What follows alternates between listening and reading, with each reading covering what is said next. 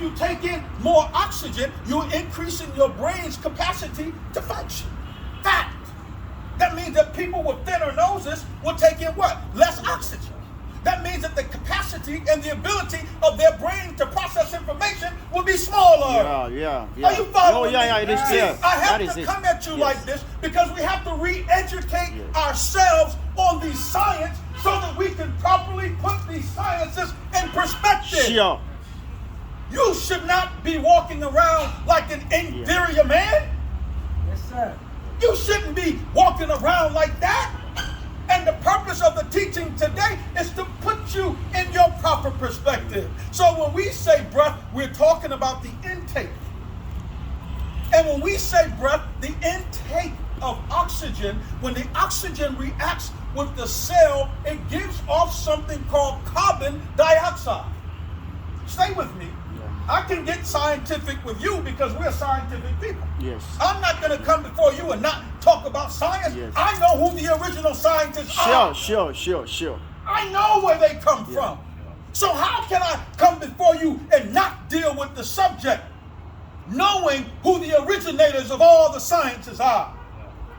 That very oxygen that gets into your system causes a reaction in you that you don't see in other people. Think about it from this perspective. Let me break this thing some more. Think about it from this perspective. When you would hunt here, you would only hunt and kill animals for food. Come on. Am I right or wrong? You are right. Every now and then you would do it to put clothes on for warmth. But you didn't kill just for the fun of it.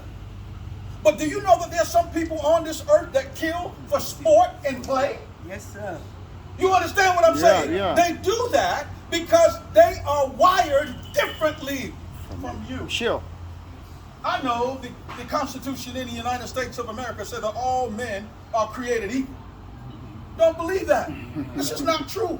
Yes, sir. Brother, you are herbalist. Are all herbs created equal? No. No. They all have their potencies. Yes. All men are not created equal. Let me deal with this thing a little bit further today. So let's look at it. We're talking about what is spirit. And I'm telling you, the spirit, according to all the science, is breath. But then we have to define what breath is. And I told you that breath is the intake of oxygen, and it reacts with the cells giving you energy. That's breath.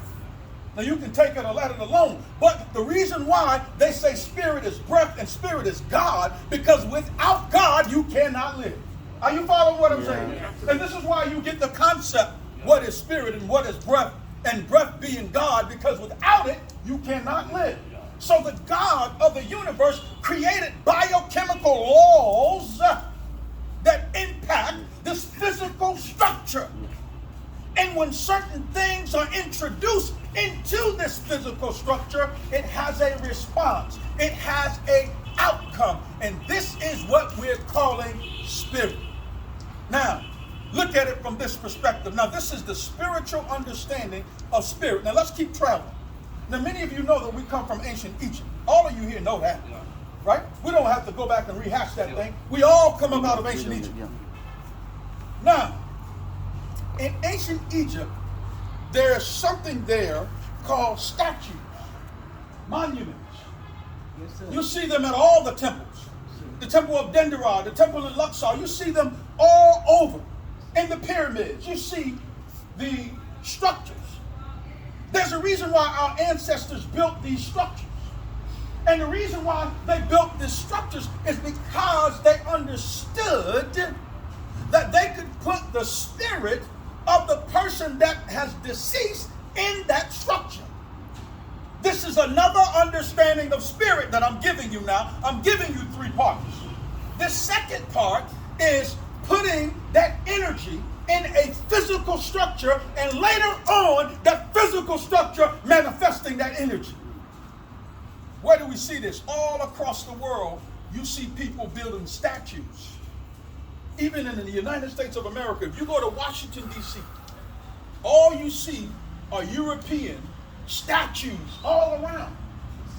And every time a European walks past that statue, if he's honest, if he's in sync if he's in tune with the spirit, he can pull the energy from that statue. Yeah. Come on and talk to me, Africans. Yes. You know I'm telling you the truth. It is Our true. ancestors already talked Yeah. about this, but where do you think he got it from? You see? So when you go to ancient Africa, Egypt, and you look at some of the statues, the Africans believe that they could invoke the power that's in that statue. They believe that they can pull the power of that person that has passed from that statue. This is why in 1797, when Alexander went into Egypt, he saw the Sphinx with the wide nose, Yes. and he blew the noses off. In part because he didn't want people to know that the noses were wide and they looked like us, in part. Oh, yes. But let's talk about the statues that had noses blown off before Alexander came in 1797. In 900 BCE, why were noses destroyed? Because there were many people that were going in that did not want some of the great rulers of Africa to come back. Sure. And they knew that the way that they came back was through the birth process. This birth process is also known in ancient Africa as the pit-pot process. Now let me show you what we see this in one of these other books. I know that we don't like to use certain books in here, Yeah. but it goes directly to this. There's a book, I'm going to give you the quote from the book, but I'm not going to name the book.